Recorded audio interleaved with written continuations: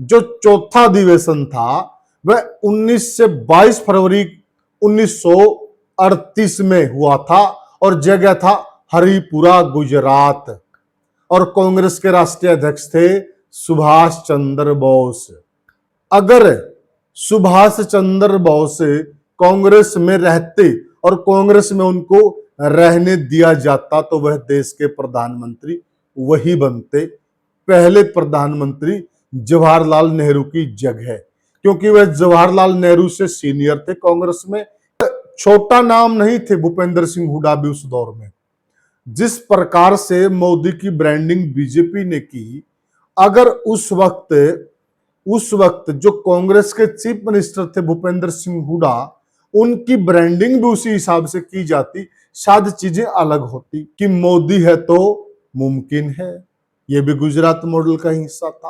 और राहुल जी एक बहुत बड़ी बात बोल रहे हैं, समझ में नहीं आ रहा।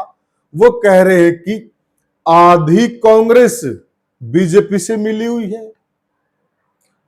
नमस्कार साथियों, मैं हूं आपका होस्ट कुलदीप सिंह पुनिया और मैं लेके चलता हूं आपको राजनीति की दुनिया। राजनीति की दुनिया की बात करें तो साथियों, एक समय ऐसा था पूरे देश पर कांग्रेस पार्टी का राज था और शायद उस वक्त किसी ने सोचा भी नहीं होगा कि एक समय ऐसा आएगा कि कांग्रेस बिल्कुल हाशिए पर चली जाएगी। आज यह बात हम क्यों कह रहे हैं साथियों? क्योंकि मैं आपको दो एग्जाम्पल दूंगा साथियों। पहला तो यह है कि दो मुख्यमंत्री ऐसे हुए हैं जो अपने दौर में बहुत प्रसिद्ध मुख्यमंत्री रहे हैं। एक नरेंद्र मोदी जो गुजरात के मुख्यमंत्री थे उस वक्त, और एक चौधरी भूपेंद्र सिंह हुड्डा जो हरियाणा के मुख्यमंत्री थे। उस वक्त साथियों प्रति व्यक्ति आय में हरियाणा को नंबर 1 कहा जाता था। और आपको कुछ पुराने स्लोगन याद भी होंगे जिसके अंदर यह कहा जाता था नंबर 1 हरियाणा। हुड्डा साहब की तरफ से एक प्रचार चलता था, एक टीवी में ऐड चलती थी, अखबारों में ऐड होती थी, नंबर 1 हरियाणा। अब एक वह कहावत आपने भली भांति सुनी होगी कि बोलनिए का तो बुलबुला भी बिक जाए और बिन बोलनिए का बाजरा भी कोनी बिके। अब यह कहावत आपको हम समझाएंगे और आपको सही भी लगेगा। अब यहां से आप चीजें पकड़िए। देखिए, दोनों मुख्यमंत्री उस दौर के बहुत प्रसिद्ध मुख्यमंत्री थे। अब बीजेपी का देखिए कि कैसे बीजेपी ब्रांडिंग करती है और कांग्रेस पार्टी ब्रांडिंग में कमजोर है। अब वहां से बीजेपी ने ब्रांडिंग की गुजरात मॉडल की।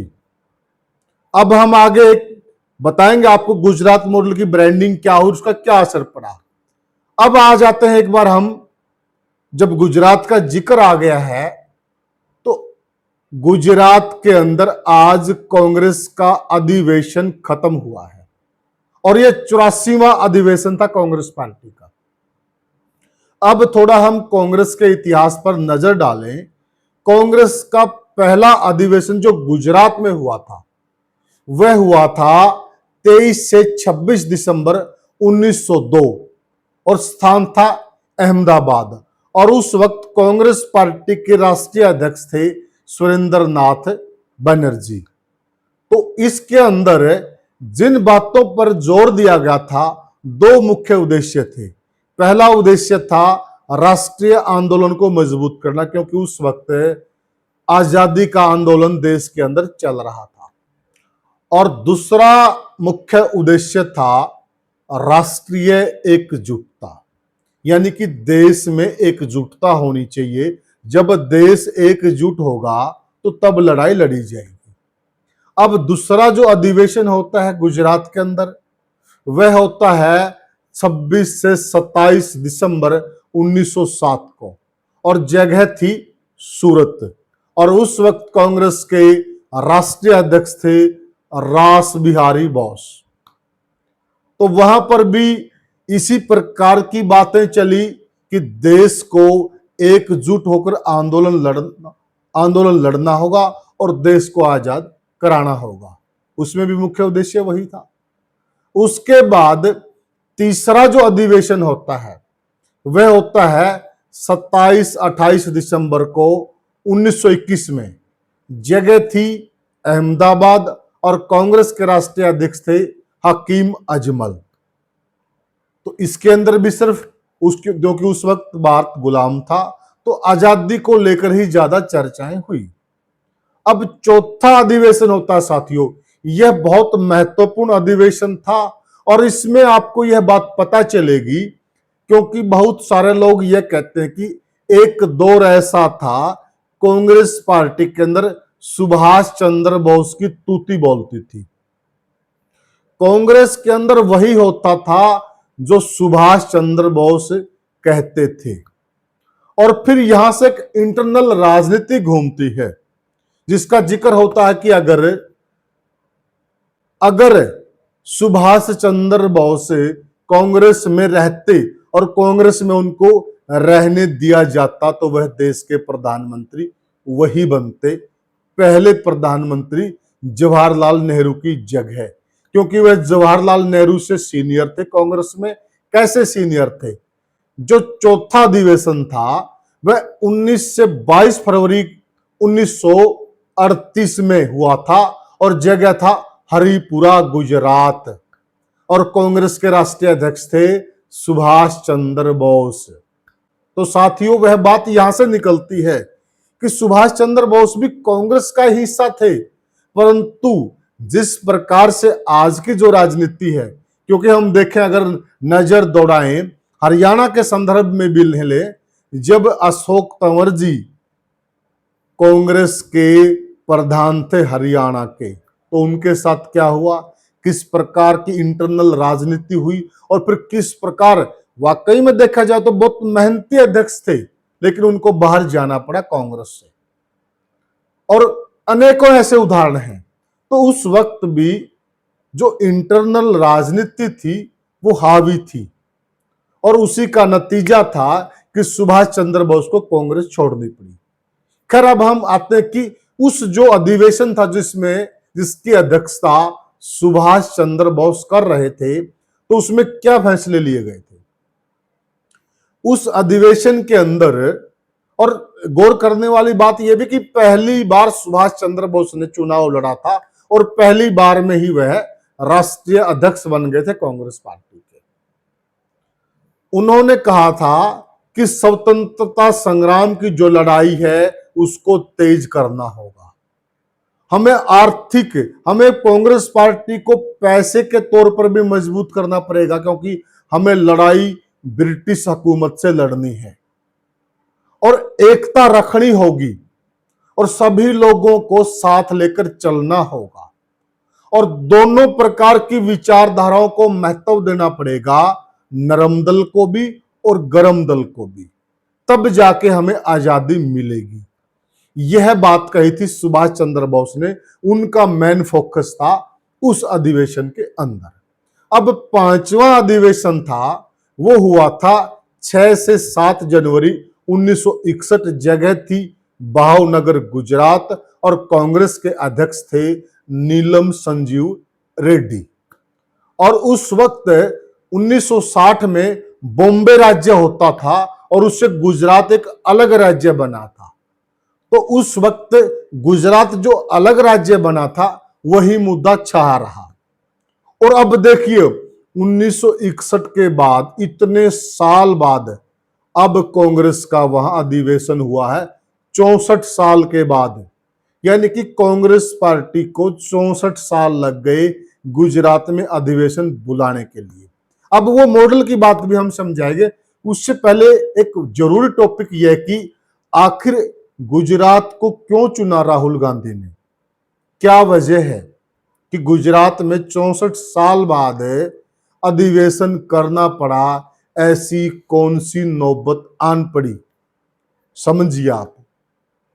क्योंकि जो गुजरात राज्य है, गुजरात राज्य से महात्मा गांधी का नाम जुड़ता है जो कांग्रेस के बहुत बड़े नेता थे। और दूसरा नाम जुड़ता है सरदार वल्लभ पटेल का। वह भी बहुत बड़े गुजराती थे, दोनों कांग्रेस पार्टी के बड़े नेता थे। यहां आप बीजेपी की मैनेजमेंट देखिए, ब्रांडिंग देखिए। अब गांधी और पटेल को बीजेपी ने बड़े तरीके से चुरा लिया कांग्रेस पार्टी से।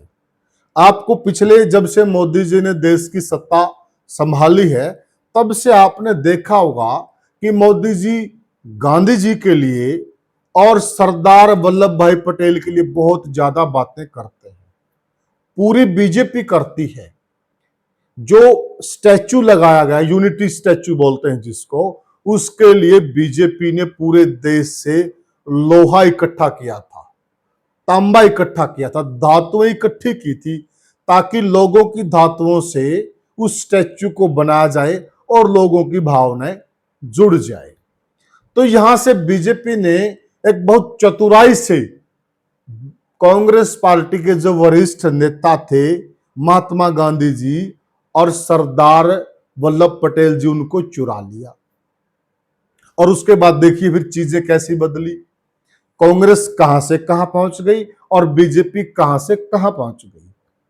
अब ये विशेष जो अब ये क्यों चुना गया, यह भी एक सवाल खड़ा होता है।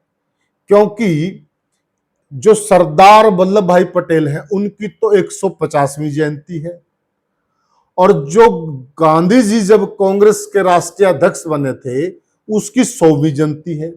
यानी कि वो 1925 के आसपास कांग्रेस के राष्ट्रीय अध्यक्ष बने थे पहली बार।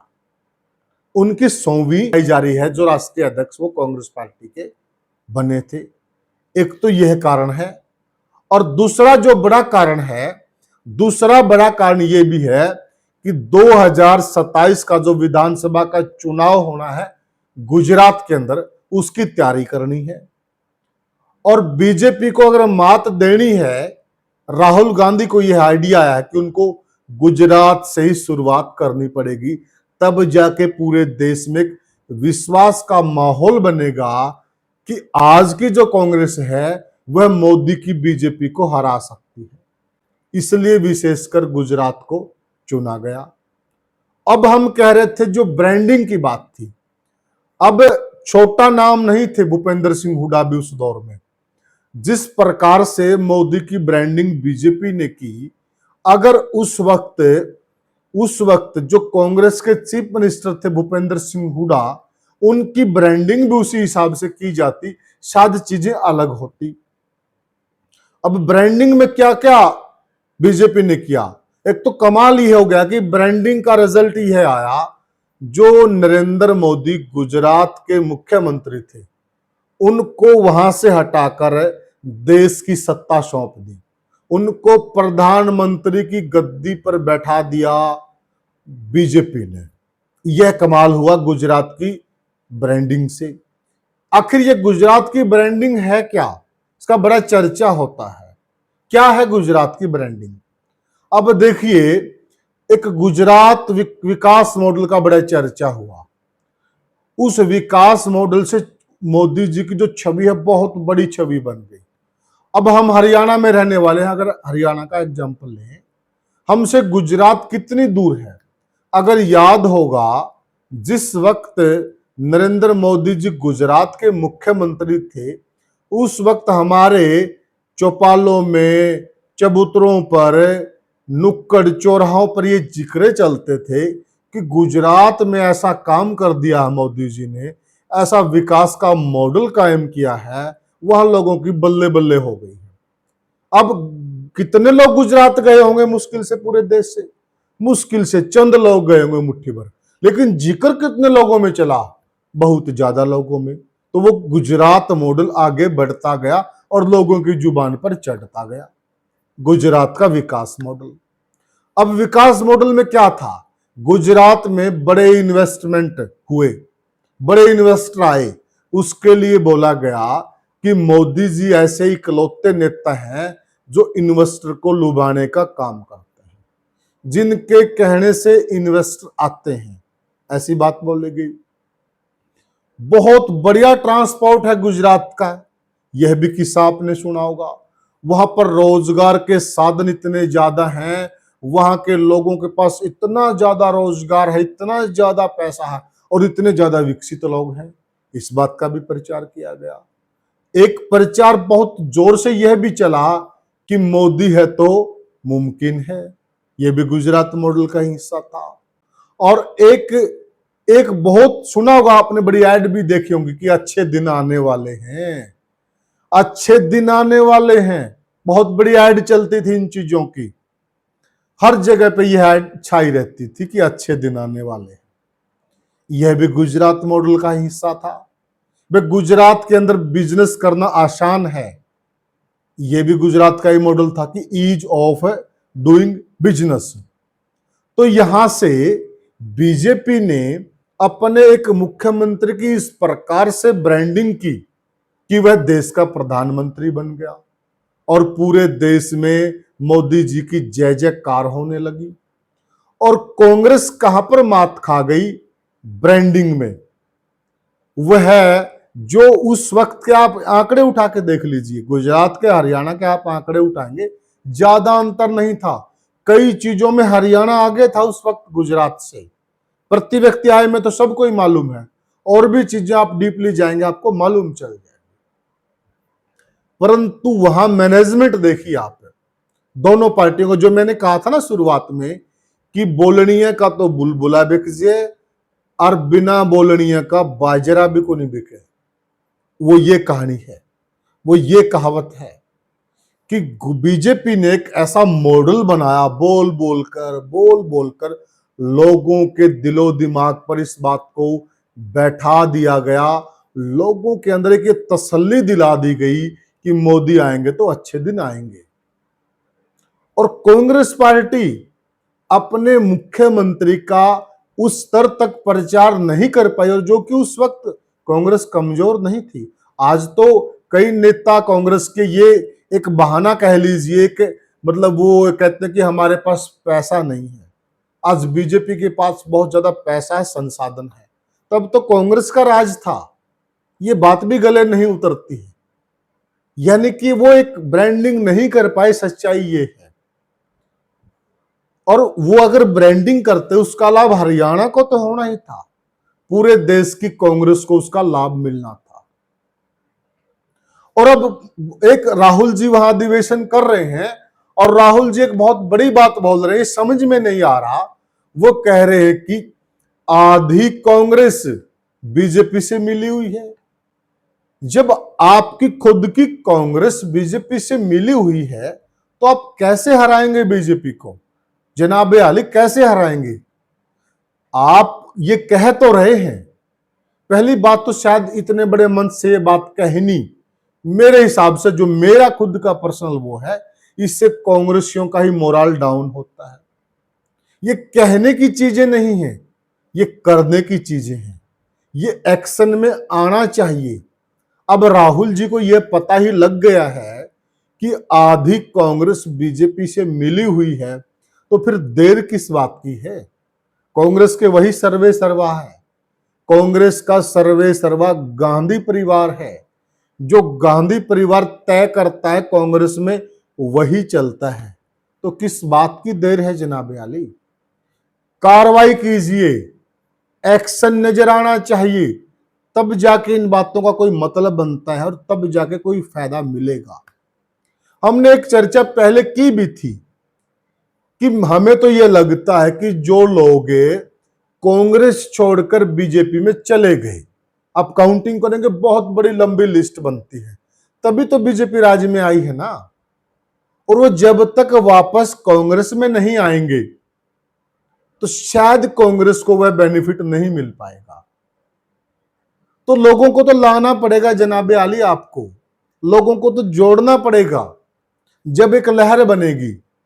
आपने देखा होगा, दर्शक साथी बहुत हमारे होशियार भी हैं और सारी चीजें समझते भी हैं कि जब चुनाव आता है तो पार्टियों की तरफ से ज्वाइनिंग कराई जाती है, धड़ाधड़ धड़ाधड़। वो क्यों करवाई जाती है? माहौल बनाने के लिए। माहौल तभी बनता है जब दूसरी पार्टियों के लोग आपकी साइड में आते हैं, तब एक माहौल बनता है। अब एक बड़ा सवाल मैं आपसे पूछ रहा हूं और आप कमेंट सेक्शन में उसका जवाब दीजिएगा। और एक तो साथियों मेरी हाथ जोड़कर विनती है कि देखिए आपका प्यार हमें भरपूर मिल रहा है, इसमें कोई दो राय नहीं, परंतु हमें आपका ढेर सारा और प्यार चाहिए। और प्यार चाहिए तो साथियों चैनल को ज्यादा से ज्यादा सब्सक्राइब करें और वीडियो को ज्यादा से ज्यादा शेयर करें। अब बात है कि कांग्रेस ने 64 साल बाद गुजरात के अंदर अधिवेशन किया है। तो क्या कांग्रेस ने देर कर दी या फिर अभी भी राइट टाइम है, या राहुल गांधी जी कांग्रेस की नैया पार लगा देंगे, या राहुल गांधी जी बोलते हैं जो तो वो कर भी देंगे? क्योंकि कई बार वो मुद्दे बहुत उठाते हैं, अच्छी बात करते हैं, अच्छे मुद्दे उठाते हैं, परंतु विदेश में चले जाते हैं छुट्टियां बिताने के लिए, तब फिर कांग्रेस सुस्त हो जाती है।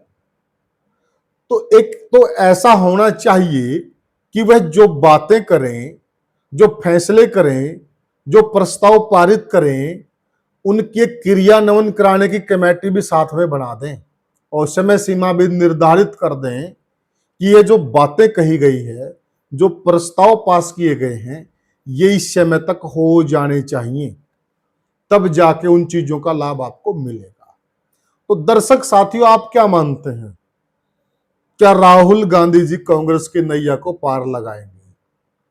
क्या एक बार फिर कांग्रेस पार्टी गुजरात से उदय होगी और पूरे देश में फिर डंका बजेगा? आप हमें कमेंट सेक्शन में जरूर बताएं और वीडियो को ज्यादा से ज्यादा शेयर करें, चैनल को सब्सक्राइब करें। फिर मिलेंगे किसी और वीडियो में किसी और मुद्दे पर, तब तक के लिए राम राम।